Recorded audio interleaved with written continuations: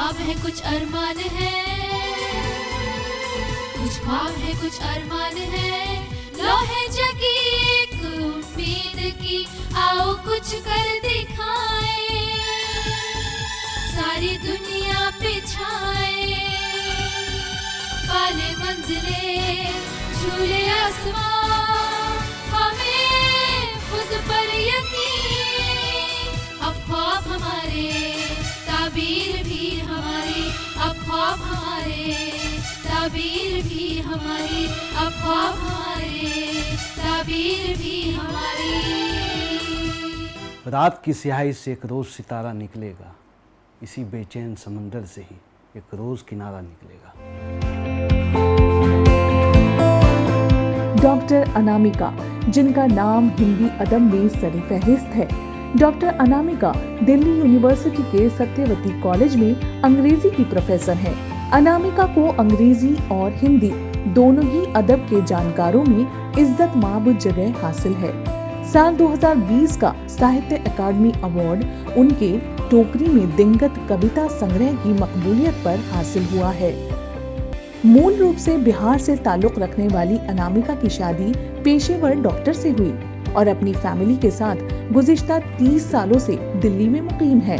Professor Anamika के 2 बेटे हैं और वो दोनों हिंदुस्तान से बाहर मुलाजमत कर रही हैं। अनामिका ने अपनी अदबी शिनाख्त कुछ अलग ही बनाई है और उन्होंने समाज और आम व फहम जिंदगी से जुड़े पहलुओं की बेहतरीन तरीके से अक्कासी की है, जिसके बगैर जिंदगी का जायका फीका है, जैसे औरत, नमक, शख्सियत वगैरह वगैरह। क्या है उनके ख्वाब और क्या है उन तक पहुंचने का रास्ता? आइए जानते हैं उनकी कहानी उन्हीं की जुबानी। नाज़रीन आदाब, मैं हूं सैयद नज़्म इकबाल और आप देख रहे हैं अपना पसंदीदा प्रोग्राम ख्वाब हमारे ताबीर भी हमारी।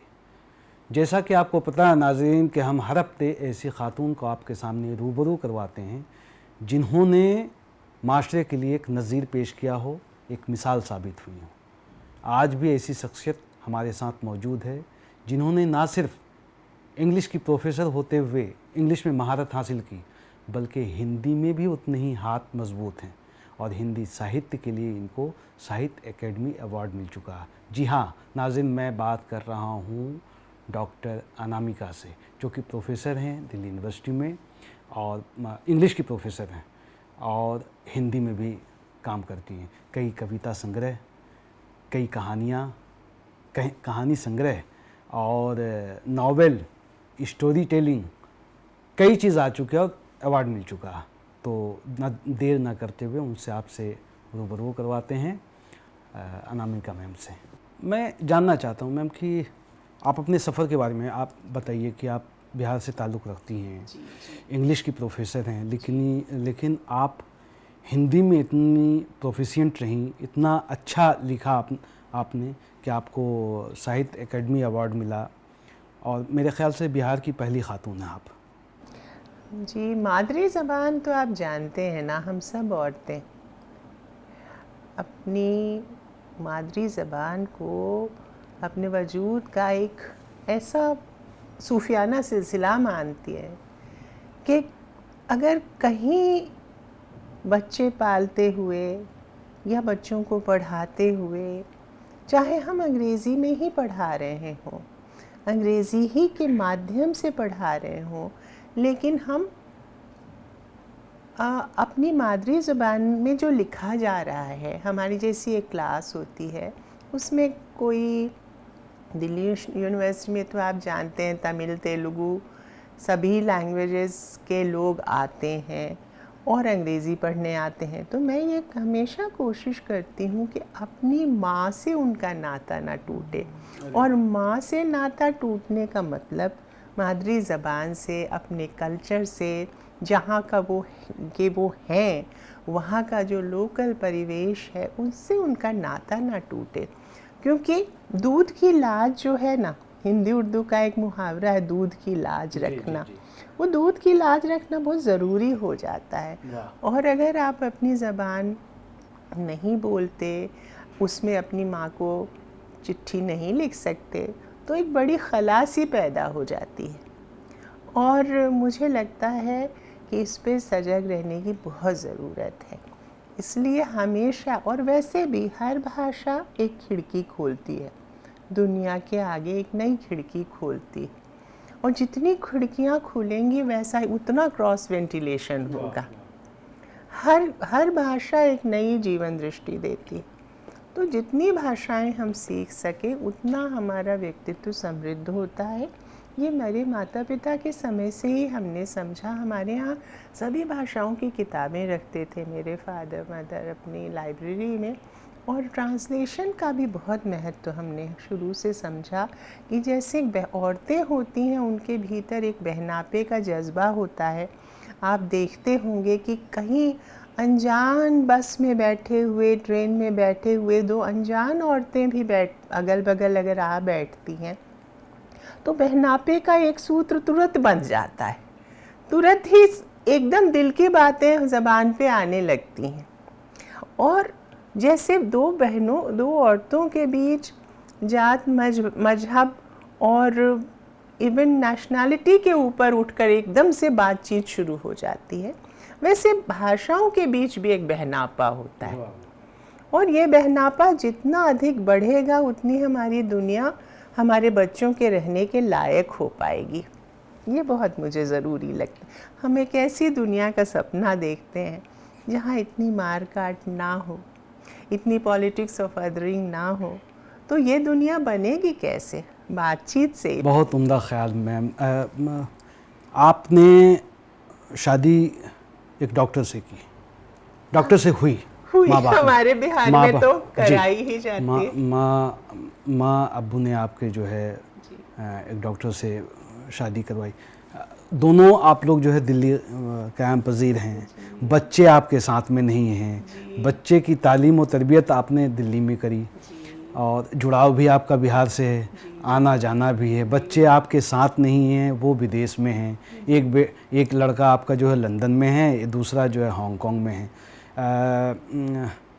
ये कैसे आप सामंजस्य करती हैं? दिल्ली, बिहार, फिर लंदन और हांगकांग, ये सामंजस्य कैसे चलता है? ये इसका यही तो है कि हम अपनी मिट्टी से भी उतने ही जुड़े रहें जैसे कोई पेड़ होता है, अपनी मिट्टी से जुड़ा होता है, मगर उसकी बाहें, उसकी डालियाँ चारों तरफ, मतलब फूल पौधे, वो सरहद का जो पेड़ होता है वो भी दोनों तरफ फल और फूल देता है। बिल्कुल सही। वहाँ की जो चिड़िया होती है दोनों तरफ के लिए गाना गाती है। तो ये तो कोई भी हम सब मिलकर, हम भी आपके लिए वही सपना देखते हैं और आप भी हमारे लिए वही सपना देखते हैं कि ऐसी एक ऐसी दुनिया बने।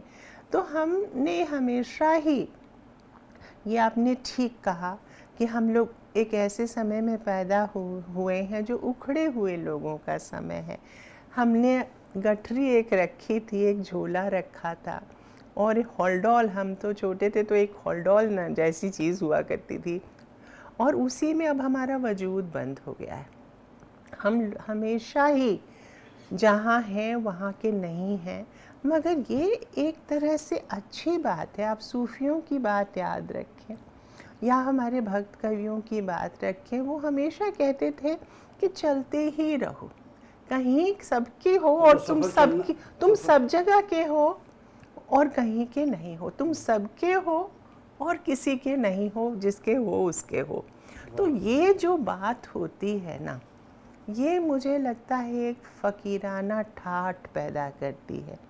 एक तो इसका उपाय ये है कि हम या तो हम रोते भी सूरते रहें। अभी मैं अपने बच्चे से, आपके आने के पहले फ़ोन आया था तो मैं यही कह रही थी कि देखो बेटा, यही होता है, मोहब्बत यही होती है जो मजबूत करती है, जो कमज़ोर करे वो मोहब्बत नहीं होती। तुम तो मुझे दिखाई पड़ते हो इधर से आते हुए, लेकिन अगर मैं हमेशा रोती बैठूंगी तुम्हारे लिए तो तुम कमज़ोर हो जाओगे, फिर वहाँ पर कुछ नहीं कर पाओगे। तो ये बात हमने समझाई है कि जो सामने है, मेरे भी अब्बू कहते थे, रोज़ सुबह कहते थे कि यही सोचो हर सुबह कि आज का दिन अंतिम दिन हो सकता है ज़िंदगी का, और किसी से मिलो तो ऐसे मिलो जैसे ये मुलाकात अंतिम हो सकती है। पूरी शिद्दत से मिलो और पूरी शिद्दत से हर दिन जितने काम निपटा सकते हो निपटा दो, मैं भी अपने बच्चों से यही उम्मीद करती हूँ कि जहाँ है पूरे जज्बे से अपना काम कर लें और मोहब्बत की बाहें, क्योंकि धीरे धीरे लिखना जो ऐसा है ना, लिखने का काम पूरी दुनिया को माँ की आंख से देखने का काम है। पहले तो मैं 2 बच्चों की माँ हूँ, लेकिन धीरे धीरे ना इनको बड़ा करते हुए मुझे ऐसा लगने लगा कि मैं सारी दुनिया की माँ हूँ। लिखते हुए ऐसा ही पूरी धरती की वो शिद्दत, वो दर्द महसूस वही हो गया। अब मुझे पूरी दुनिया माँ की आंख से ही दिखाई देती है। यही अब मैं आपको बीच में रोकना चाहूँगा।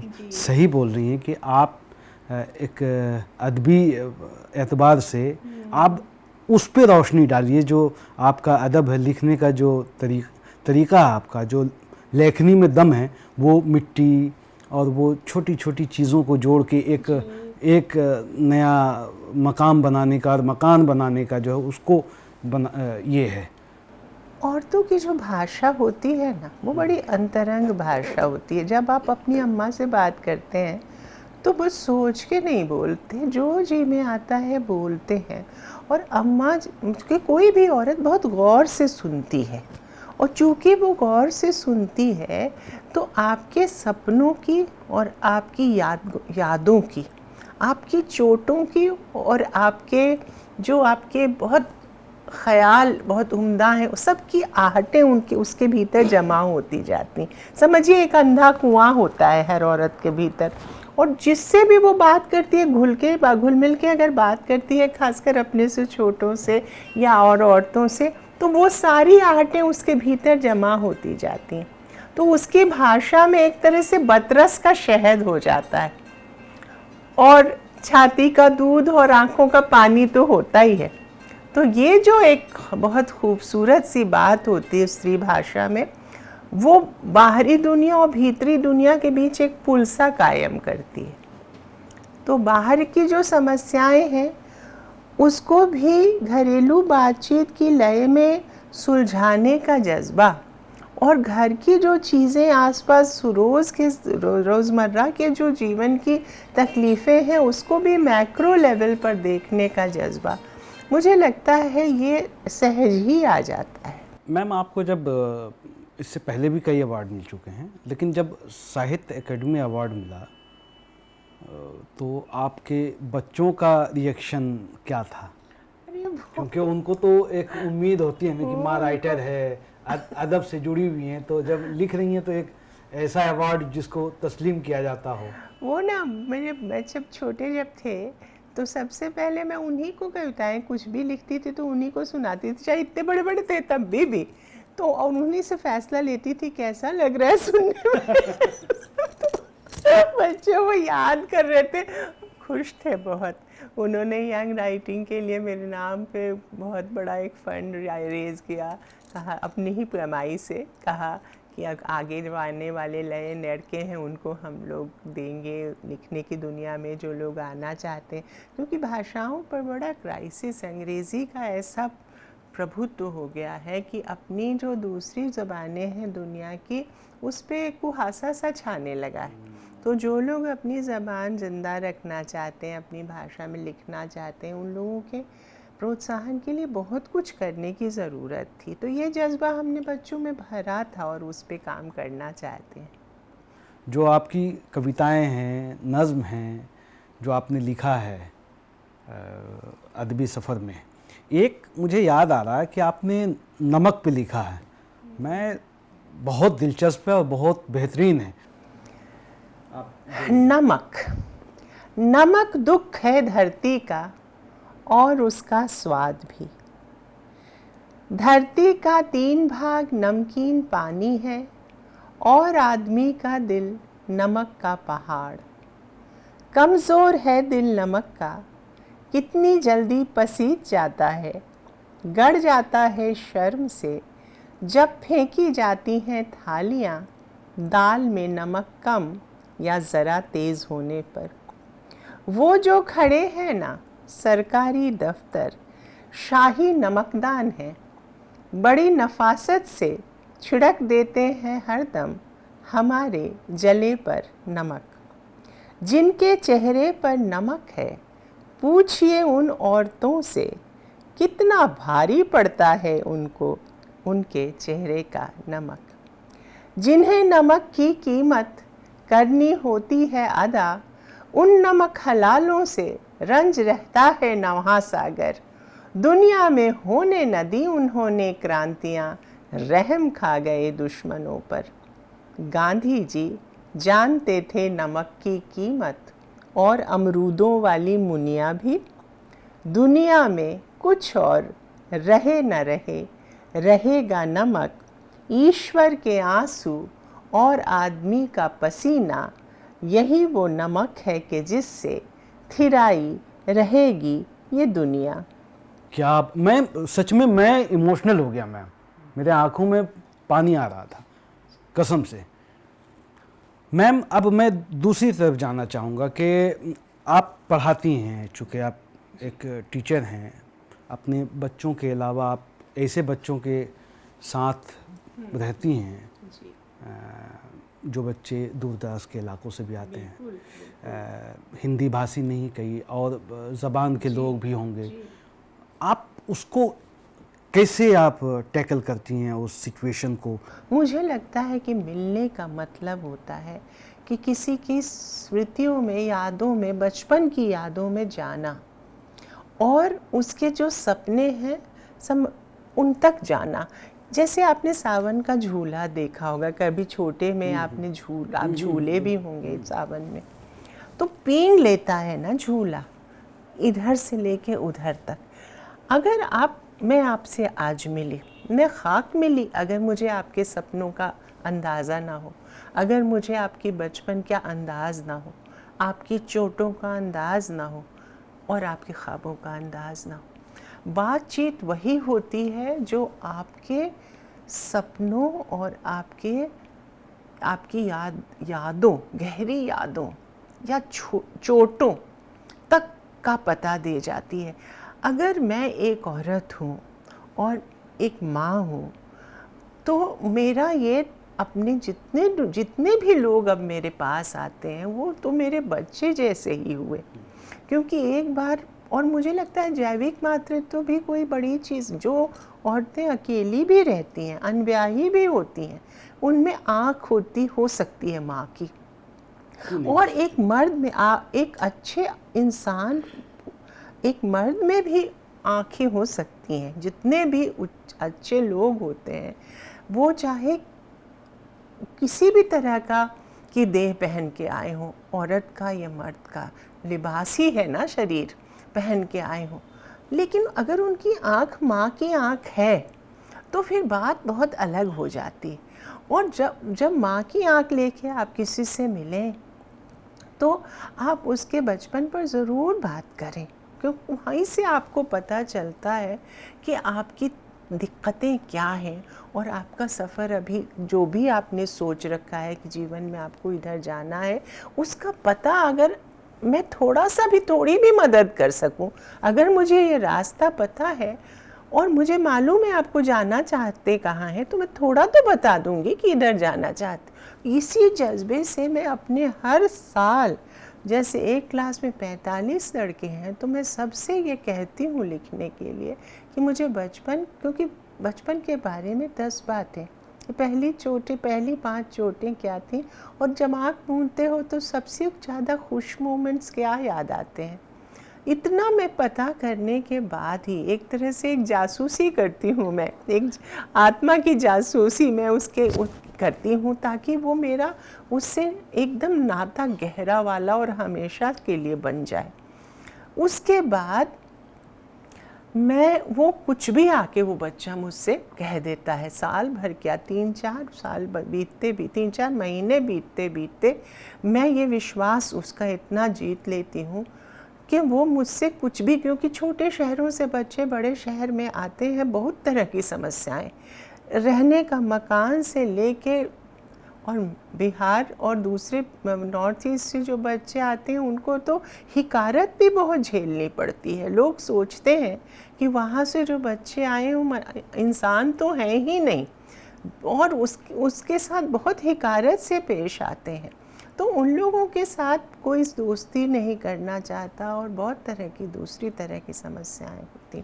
तो वो आके अगर उसे किसी से मोहब्बत भी हो गई तो उसका कोई रिस्पॉन्स नहीं मिलता, वो घबरा जाता है, या तो वो कुछ भी आके जैसे अपनी माँ से वहाँ कहता होगा वैसे आके मुझसे बताता है और मैं धीरे धीरे उसके कांटे निकालती हूँ। मैं खाक पढ़ाऊँगी लिटरेचर अगर मैं वो वैल्यूज़ नहीं जीती जिसके बारे में मैं कहानियाँ और किस्से पढ़ाती हूँ और कविताएं पढ़ाती हूँ।